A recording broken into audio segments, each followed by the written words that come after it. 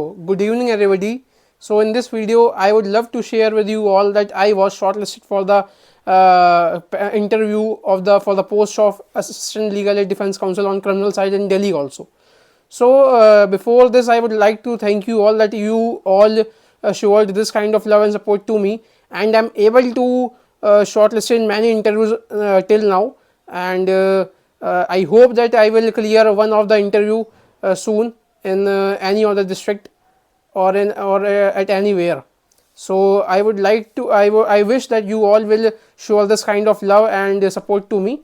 And in this video, basically I will share my interview experience, that how was my interview at Delhi DLSA, and what questions they were asked with me.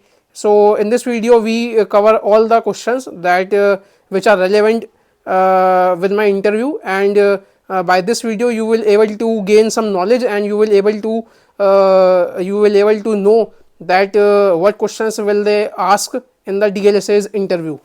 So basically, before this, I would like to share that share that what is DLSA. कि देखिए DLSA क्या होता है.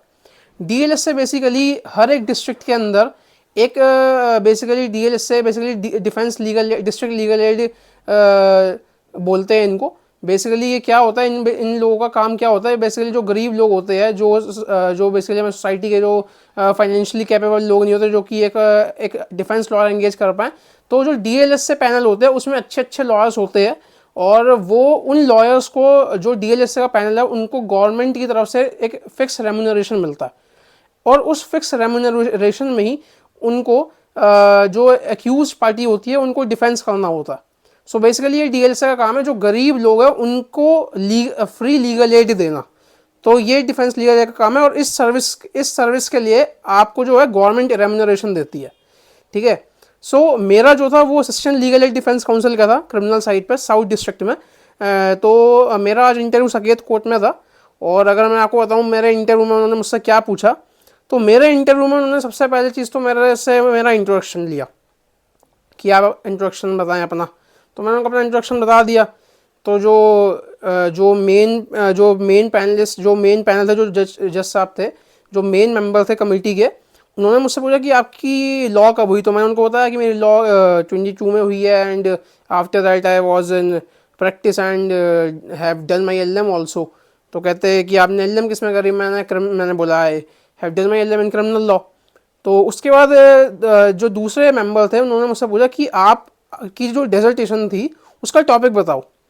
तो they evolve my interview on my dissertation itself. So basically उन पूरा का पूरा इंटरव्यू जो मेरा हुआ मेरी डेजर्टेशन के ऊपर ही हुआ है. तो एक पैनल ने मुझसे पूछा कि आप अपनी डेजर्टेशन का टॉपिक बताओ. तो मैंने उनको बता दें कि legal aspects of human trafficking. फिर एक मेंबर ने मुझसे क्वेश्चन पूछा कि आप ये बताएं कि ह्यूमन ट्रैफिकिंग से आप क्या समझते हैं. मैंने उनको बताया कि ह्यूमन ट्रैफिकिंग से हम ये समझते हैं. उन्होंने मुझसे पूछा क्या आप एक प्रोविज़न बता सकते हैं, ह्यूमन ट्रैफिकिंग का प्रोविज़न बता सकते हैं. तो मैंने उनको बताया ह्यूमन ट्रैफिकिंग का प्रोविज़न IPC में भी है, और जो हमारा नया BNS आया उसमें भी है. तो उन्होंने मुझसे पूछा कि आपका कंक्लूजन क्या था आपके डेजर्टेशन का. तो मैंने उनको बोला कि मेरे डेजर्टेशन का कंक्लूजन ये था कि भाई जो अभी लॉज, जो एग्जिस्टिंग लॉज है, वो एडिक्वेट नहीं है ह्यूमन ट्रैफिकिंग की प्रॉब्लम को सॉल्व करने के लिए. तो मुझसे काउंटर क्वेश्चन उन्होंने ये किया, क्या जो अभी BNSS और BNS आया है, क्या आपने उसको इंक्लूड करके ये कंक्लूजन दिया था या उससे पहले दिया था. मैंने बोला sir, when I had done my LLM and prepared my dissertation, so the new laws were not implemented, so I came to the conclusion with the existing laws itself. तो कहते ओके. तो this was all about my interview. So basically उन्होंने मेरा interview जो है मेरी dissertation के around ही evolve किया. तो मुझसे यही सवाल किए, और मेरा इंटरव्यू ठीक गया है.